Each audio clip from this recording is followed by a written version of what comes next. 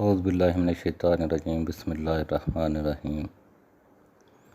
تمام تعریفیں اللہ تعالیٰ کے لیے ہی ہیں اور ہمیشہ بادشاہی اللہ تعالیٰ ہی کی ہے۔ ہر چیز ختم ہو جانی ہے، صرف اللہ تعالیٰ کی ذات ہی ہمیشہ رہنے والی ہے اور وہ ہر چیز پر قادر ہے۔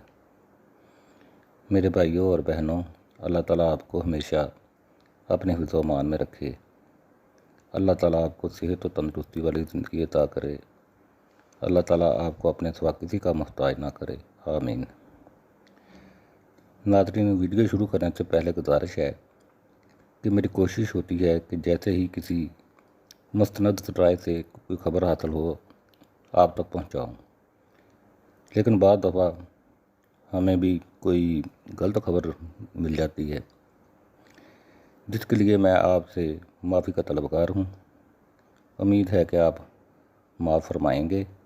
اللہ تعالیٰ معاف کرنے والوں کو پسند کرتا ہے۔ ساتھ ہی درخواست ہے کہ میرے چینل کو لائک اور سبسکرائب کر دیں، آپ کی بڑی مہربانی ہوگی۔ ناظرین، سینیٹر رضا ربانی نے IMF کے ان اقدام کی شدید مذمت کی ہے جس میں بچت اسکیموں پر مزید ٹیکس عائد کرنے کا مطالبہ کیا گیا ہے۔ انہوں نے کہا ہے کہ لگتا ہے IMF بینکنگ سیکٹر کو تباہ کرنے کا پروگرام بنا چکا ہے اور یہ پہلا بار بینکوں کی بچت اسکیموں پر ٹیکس لگا کر شروع کر دیا گیا ہے۔ اس وقت پاکستان میں 95% افراد کسی نہ کسی طور پر ٹیکس ادا کر رہے ہیں اور صرف 5% وہ افراد ہیں جو کہ ٹیکس ادا نہیں کر رہے، جن میں بیوروکریٹ سیاستدان شامل ہیں۔ لیکن بچت اسکیموں کے صارفین پر دن بدن ٹیکس کو بڑھایا جا رہا ہے۔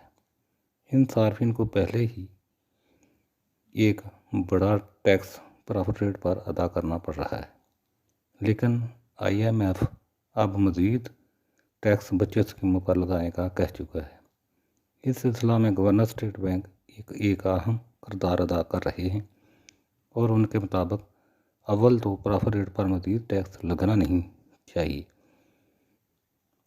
لیکن اگر ٹیکس ضرور لگانا ہے تو پرافٹ ریٹ کو بھی اسی حساب سے بڑھانا ہوگا۔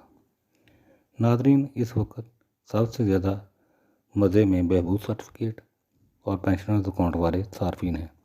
ان پر اس وقت کوئی ٹیکس نہیں ہے اور ہونا بھی نہیں چاہیے، کیونکہ یہ ایک ایسا طبقہ ہے جو پسماندہ حالات کا شکار ہے، لہذا ان کو زیادہ سے زیادہ ریلیف فراہم کرنا صاحب اقتدار کی ذمہ داری ہے۔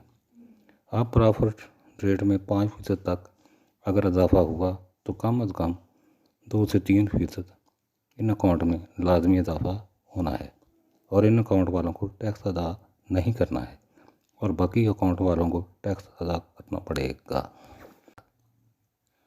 ٹیکس کے معاملات پہلے ہی اتنے پیچیدہ ہیں کہ عوام بجلی اور گیس کے بلوں میں جو ٹیکس ادا کر رہے ہیں وہی اتنے زیادہ ہیں کہ عوام کی تمام جمع پونجی ان کی نظر ہو رہی ہے۔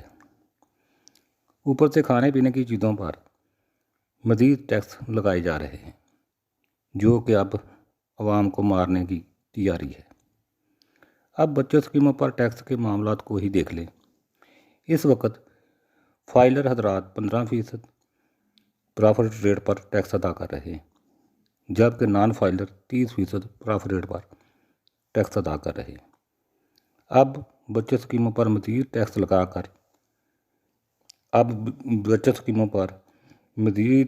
لگا کر صارفین کو بچت اسکیموں سے متنفر کرنے کا پروگرام بنایا جا رہا ہے، لیکن گورنر اسٹیٹ بینک نے واضح طور پر IMF سے کہہ دیا ہے کہ موجودہ حالات میں اگر بچت اسکیموں پر ٹیکس لگایا گیا تو پہلے ان کے پرافٹ ریٹ میں اضافہ ضروری ہے، جو کہ بچت اسکیموں پر ٹیکس کے دباؤ میں کمی کے لیے مؤثر ثابت ہوگا۔ اگر بچت اسکیموں پر ٹیکس کے معاملہ سے اجتناب نہ کیا گیا تو لوگوں میں بچت اسکیموں میں انویسٹمنٹ نہ ہونے کے برابر رہ جائے گی۔ اس وقت گورنر اسٹیٹ بینک کے کاندھوں پر بہت بڑی ذمہ داری الیکشن کے لیے روپے وزارت خزانہ کو مہیا کرنے کی ہے۔ وزارت خزانہ نے اسٹیٹ بینک سے اس سلسلہ میں 40 ارب روپے کی ڈیمانڈ کر رکھی ہے اور ابھی اس میں مزید اضافہ بھی ہو سکتا ہے۔ गवर्नर स्टेट बैंक ने इस सिलसिला में आज से 10 दिन पहले ये बयान जारी किया था कि माशी हालात इलेक्शन का बोझ उठाने के काबिल नहीं हैं, लिहाजा इलेक्शन के लिए जो रुपया भी वजारत ख़जाना को मुहैया करना है वो बहबूद सर्टिफिकेट और पेंशनर्स अकाउंट वाले सार्फिन का है।